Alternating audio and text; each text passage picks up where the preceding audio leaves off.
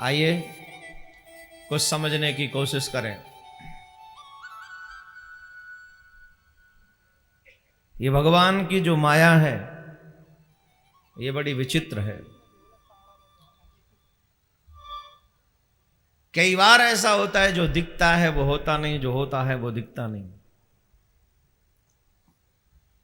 जो दिख रहा है नहीं, यही तो भगवान की माया है, यही भगवान की कृपा भी है। संसार में कई चीजें ऐसी हैं जो दिखने में दिखती है पर वास्तविकता नहीं है। लेकिन जब हम जो नहीं हैं और उसे ही वास्तविक समझ लेते हैं तो हम भगवान से बहुत दूर हो जाते हैं, हम अपने गुरु गोविंद से दूर हो जाते हैं। क्यों? बोले जो नहीं है वो भी हमें दिख रहा है, हमें वही समझ में आ रहा है। कभी कभी हमें उतने समझने की क्षमता नहीं होती जितना परमात्मा हमारे बारे में सोचता है। निश्चित समझ लीजिए मेरे भाई बहन, गुरु गोविंद कभी तुम्हारे बारे में बुरा नहीं सोचते हैं। आप सबको अपने धर्म के प्रति सच्ची निष्ठावान होना चाहिए, कदम बढ़ाते रहना चाहिए। कई प्रश्न मेरे पास में आ जाए हैं, शुरू के दिन से ही कई प्रश्न हैं, लेकिन ऐसे प्रश्न हैं कि महाराज क्या कलयुग में स्त्रियों को भागवत कथा करनी चाहिए? कथा कहना तो सिर्फ ब्राह्मणों का अधिकार है, फिर आजकल सब कथा कर रहे हैं। अब इस संदर्भों में मैं ज़्यादा पढ़ना नहीं चाहूँगा क्योंकि मैं जिस काम के लिए आया हूँ मुझे वही करने दो। ये वो प्रश्न हैं जिनके आंसर उन्हीं लोगों को देने चाहिए जो ये सब कर रहे हैं। हम लोग ना दें तो ज़्यादा बढ़िया है। आप खुद उसको समझें, आप खुद इसकी आपको मालूम है तो हम लोग को इस चक्कर में न डालें, आप ही इसमें अपने आप सुलझें, बढ़िया रहेगा। राधे राधे बोलना पड़ेगा। एक व्यक्ति ने प्रश्न किया है, महाराज एक व्यक्ति ने हमारे साथ बहुत बुरा किया है, लेकिन इतना अजीज है कि हम उसे छोड़े या नहीं छोड़े ये डिसाइड नहीं कर पा रहे। तो आपकी जानकारी के लिए मैं बता दूं, कभी भी घृणा पापी से नहीं करनी चाहिए, पाप से करनी चाहिए।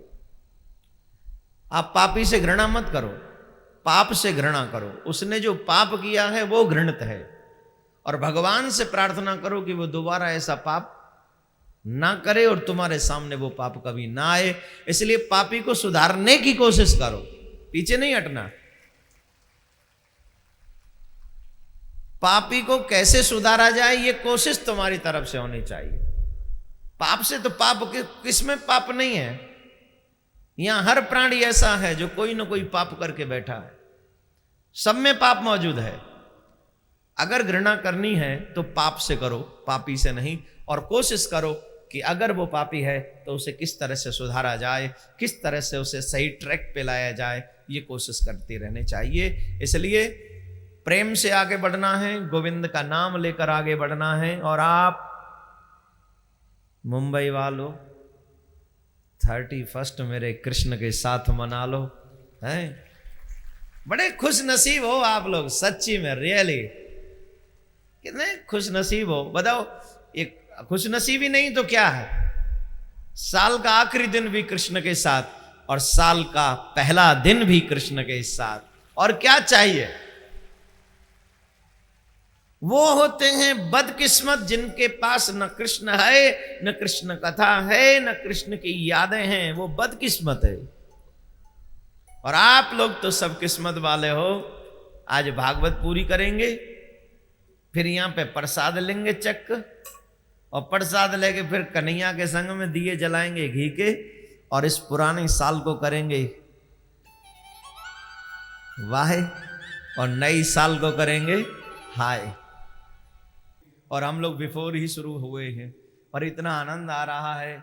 मिलेगा सांवरिया, बजेगी बांसुरिया। ओ बिल्कुल मिलेगा ठाकुर जी, बस आप तैयारी करिए। एक बार जोर से बोलिए, जोर से बोलना पड़ेगा।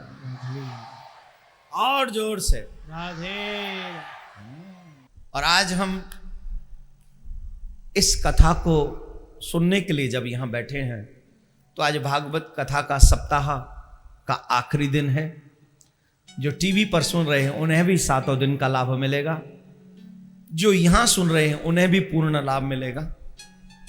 आप लोग अपनी अपनी जगह पर बैठकर इस प्रसंग को, इस कथा को श्रद्धा विश्वास के साथ पूर्ण करें।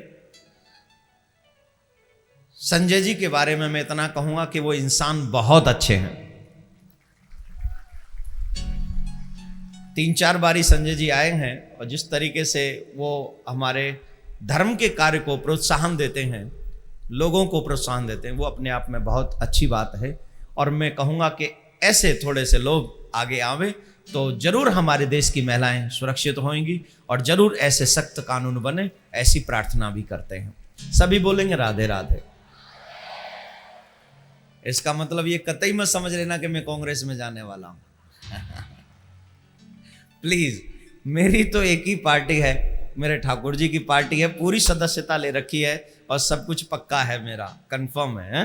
तो आप सबसे निवेदन है, अच्छे व्यक्ति हर पार्टी में हैं और जो अच्छे हैं उनका सम्मान होना चाहिए और जो बुरे हैं उनसे तो दूरी बना लेनी चाहिए, ज्यादा बढ़िया रहेगा। तो आइए हम और आप सभी आज के इस कथाक्रम को आगे बढ़ावे और ध्यान दें। कल कथा में आपने श्रवण किया कि भगवान श्री कृष्ण ने रुक्मिणी जी के साथ विवाह किया। 8 विवाह अलग अलग हुए, सत्यभामा जी के साथ, जामवंती के साथ, लक्ष्मणा के साथ इत्यादि जो भी हैं, उनकी 8 पटरानी जो 8 विवाह है, कालिंदी इत्यादि, इनके साथ में अलग अलग विवाह हुआ है। लेकिन 16,100 विवाह जो हुए वो एक साथ हुए। राक्षस को मारा।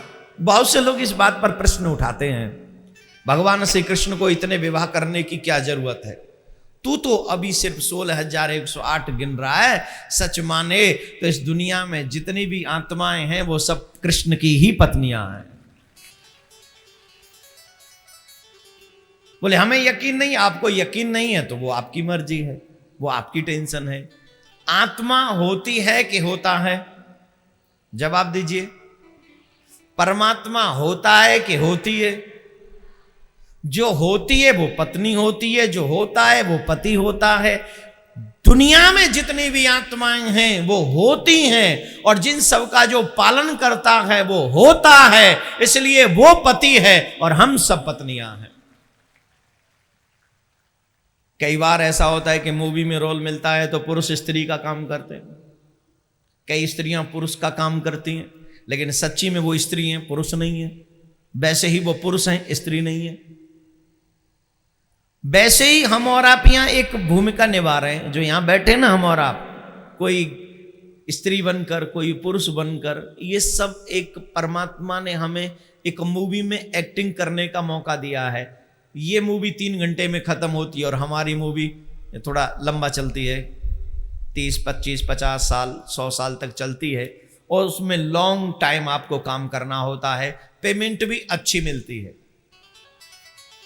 साधारण पेमेंट नहीं मिलती है। यहां तो करोड़ 2 करोड़ इनकम टैक्स वालों का टेंशन अलग रहता है।